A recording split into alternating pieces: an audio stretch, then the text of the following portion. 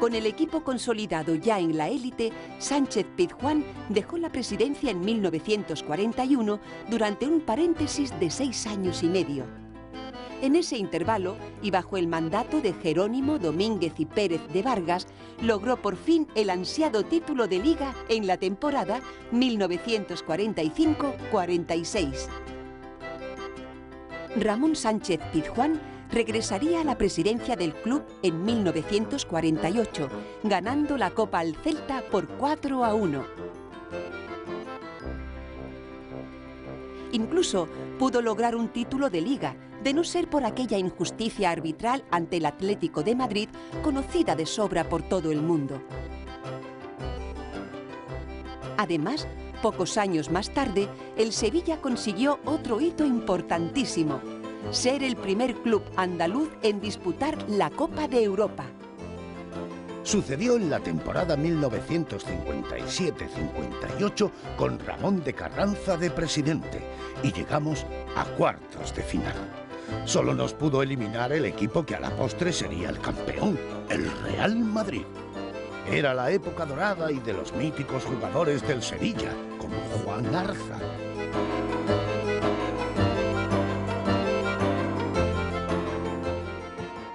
El nuevo estadio Ramón Sánchez-Pizjuán, santuario del sevillismo, fue inaugurado el 7 de septiembre de 1958.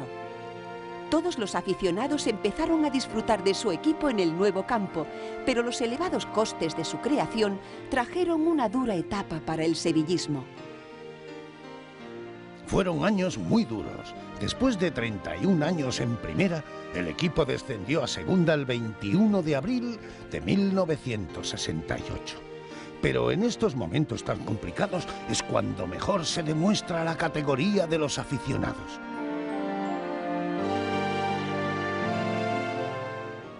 Fue solo un año el que el Sevilla estuvo descendido. En su primera temporada en Segunda División, el equipo realiza un gran papel, acabando campeón y retornando a Primera. Este ascenso hizo que el Sevilla volviera a fichar buenos jugadores, como Lora, Acosta y Vergara. Comenzaba una nueva época de ilusión para el sevillismo.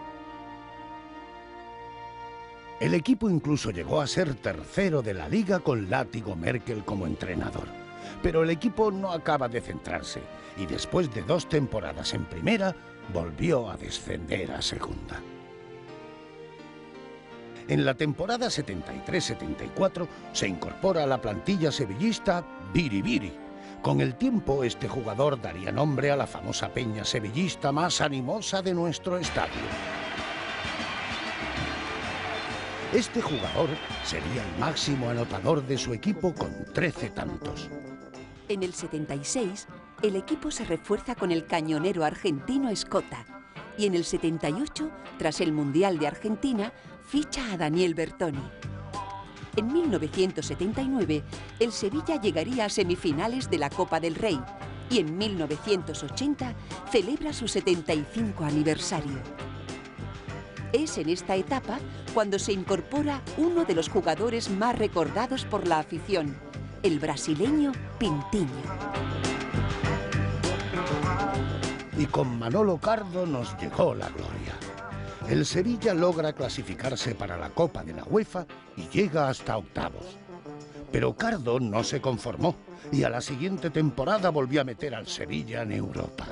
Tras este magnífico sabor de boca, el mítico entrenador se despidió cediendo su puesto al escocés Jock Wallace.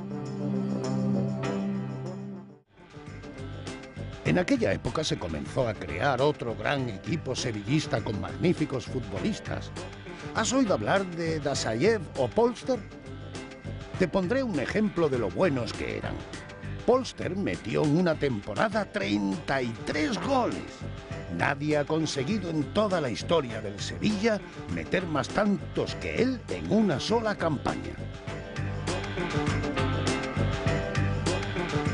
Así el Sevilla logra formar un gran equipo con el que vuelve a clasificarse para la UEFA en la temporada 89-90. En el Sevilla se viven momentos de ilusión, de nuevo en Europa y con desahogo económico en sus arcas, lo que permite incorporar al chileno Zamorano a la escuadra sevillista. La pareja del jugador con Polster resultó demoledora.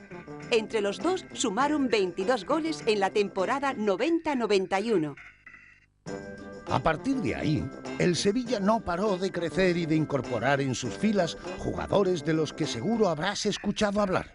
El gran guardameta Unzué, Martagón o el inolvidable Zúquer, que lograría más de 60 goles con la indumentaria sevillista. Por cierto, ¿sabes quién llegó a vestir la equipación del Sevilla? Hasta el mismo dios del fútbol se vistió de sevillista, el dios Maradona, considerado como el mejor jugador del mundo de todos los tiempos. Y nosotros tuvimos la fortuna de verle jugar y marcar goles para el Sevilla. Llegó el 23 de septiembre de 1992, aunque solo duró una temporada y se fue al año siguiente. Fue entonces cuando llegó Luis Aragonés, quien volvería a clasificar al Sevilla para la UEFA. Pero una negra sombra empezaba a cernirse sobre el club. Unos años complicados a finales de los 90, en los que se bajó a segunda división. Pero ¿quién es el impulsor definitivo del actual club? Ese reconocimiento corresponde sin duda a José María del Nido, que llega a la presidencia en mayo de 2002. Su entrada como máximo mandatario dota a la entidad de un proceso de modernización nunca antes visto, y su brillante modelo de gestión le respalda con una serie de éxitos deportivos sin precedentes. Al año siguiente, en la temporada 2004-2005, vuelve a lograrse la clasificación para una competición continental y se va dotando al equipo de un potencial deportivo cada vez mayor. Así van llegando jugadores tan importantes como Canuté, Palop, Luis Fabiano o Alves, que tanto darían que hablar pocos meses después. Pero es en la temporada 2005-2006 cuando cambia definitivamente la historia del Sevilla. Concretamente, el 27 de abril de 2006. Aquel día, jueves de feria precisamente, Antonio Puerta marca el gol decisivo en las semifinales de la UEFA, dando al Sevilla la oportunidad de disputar la primera final europea de toda su historia.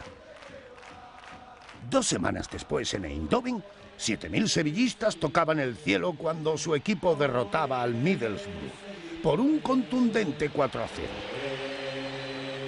Ningún aficionado olvidará jamás ese 10 de mayo de 2006. Sin embargo, el disfrute de la afición no había hecho sino comenzar. 3 meses después, al Sevilla, como ganador de la UEFA, le correspondía el derecho de disputarle la Supercopa de Europa al campeón de la Champions. Ese día el Sevilla hace otro partido grandioso delante de los ojos de todo el mundo. No solo gana el partido, sino que arrolla de manera espectacular al Barcelona. Aquella Supercopa de Europa, además de ser el segundo título europeo que entraba en las vitrinas nervionenses, daba el pistoletazo de salida a la temporada 2006-2007, una de las mejores de toda la historia sevillista. Sobre todo porque al éxito de la Supercopa de Europa le siguió el de la segunda UEFA ganada de manera consecutiva en Glasgow, tras una final contra el Español que se tuvo que decidir por penaltis y en la que el guardameta Palop entró en la leyenda sevillista al detener 3 lanzamientos del equipo rival. Pero aquella mágica temporada 2006-2007 todavía tendría un colofón aún más espectacular gracias a la clasificación 50 años después para la Liga de Campeones y a la consecución de la 4ª Copa de España de la historia nervionense, un título que no levantaba desde 1948. Al ser el ganador de la Copa del Rey, al Getafe, el Sevilla tendría el derecho de disputar la Supercopa de España contra el campeón de Liga, el Real Madrid. En los siguientes años se repitió la clasificación para la Champions League y se pudo levantar la segunda Copa del Rey en una exhibición de fútbol en el Camp Nou frente al Atlético de Madrid.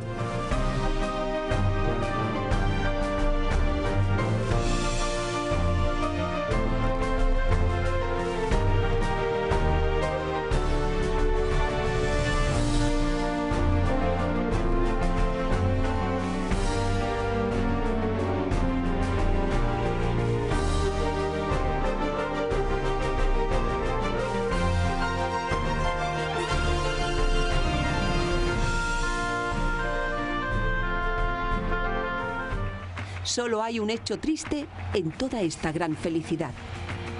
Y se fue a jugar con otros sevillistas en el cielo. Hoy en día todos los niños sevillistas le recuerdan en cada partido cuando llega el minuto 16.